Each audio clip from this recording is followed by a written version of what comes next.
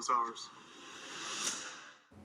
Hello everybody, welcome back to Screenstars. I'm here today to bring you my review for the 2022 action thriller Out of Exile. The film is written and directed by Kyle Kawika Harris and it stars Adam Hampton, Ryan Merriman, Peter Green, Hayley McFarland, and the wrestler Jake Roberts makes an appearance. Right, the film focuses on Adam Hampton's character Gabriel, who has recently got out of prison after a 16-year stint when he kind of refused to turn in his accomplices, sort of thing. So he's getting out of prison, and rather than turning over a new leaf, he basically goes back to his old self, which is like doing armed robberies.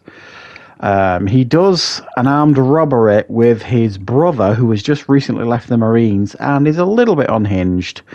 A security guard is killed in this armed robbery and the FBI get involved. The agent vows to track down this crew, and it leaves Gabriel to carry the pieces afterwards, to make things right with his peers, and also try and keep his brother under control, while at the same time trying to reconnect with his estranged daughter. As always with these type of movies, there's one final heist, a big score that has to work for him to be able to move on with his life and his family. Right, what are my thoughts on Out of Exile? Well, the first thing I want to say, I'm going to kind of get the compliments out of the way first, because this is a fairly nicely polished film. It's a competently made action thriller. There are some strong performances in the film. You know, sometimes you watch these middling films, and don't get me wrong, this is obviously not a high budget film. It's a fairly low budget independent type film, but it has got a little bit of money behind it. There's a couple of faces in it you'll recognise. So it kind of runs along. The performances are good. It's not overly complicated, and it isn't what I would certainly describe as a chore to watch. However, this film essentially is basically just another knockoff of Heat, the Michael Mann 1990s classic with Al Pacino and Robert De Niro. And I have reviewed, since I started doing this channel, I've probably reviewed half a dozen, maybe even more films that are like cheap knockoffs of Heat. And very few of them, well, they don't cut the mustard. There's none of them I've ever seen that get close to Heat. There's the one that Gerard Butler did, Den of Thieves, I think it was. I might be wrong, but that was quite kind of like a Heat knockoff, and that's the one that's probably closest I've seen in regards to quality. This one is an average film at best, and that's me being complimentary, if you like, because there's some people that will watch this that will immediately kind of get the gist of what's going on and thinking, this is just a Heat knockoff, I'm not really interested.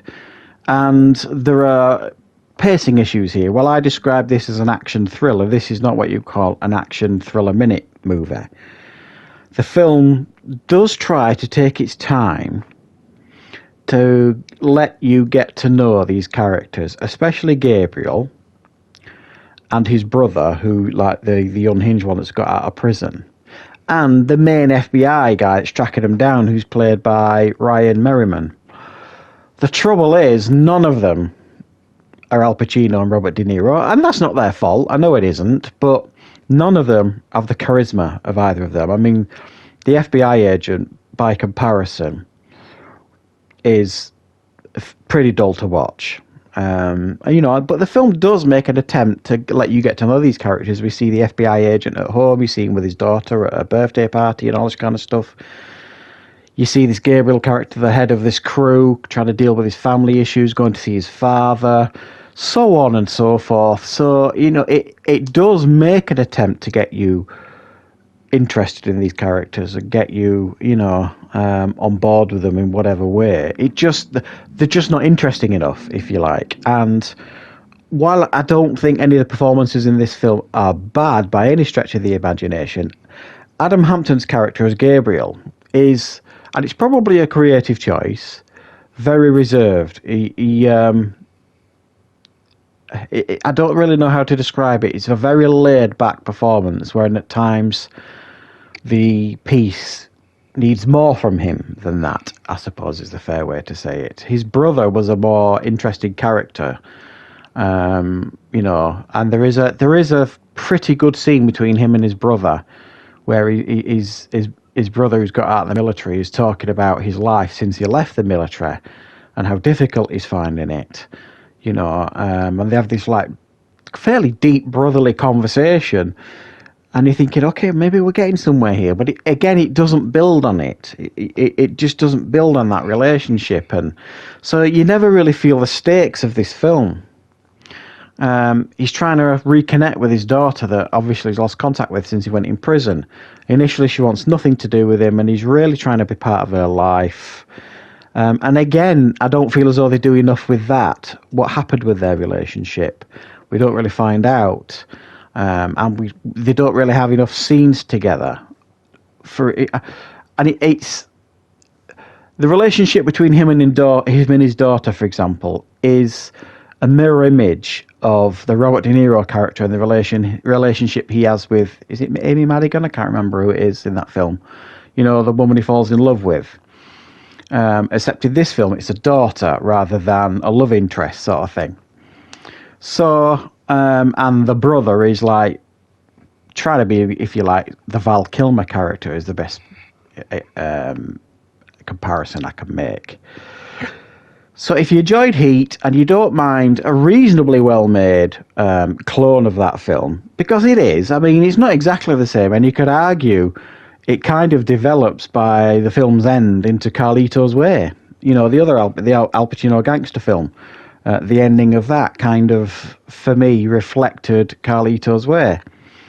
So it borrows heavily off other films, this one. But, as I said, it's pretty well made. It's got a fairly nice amount of polish to it. The performances are certainly decent.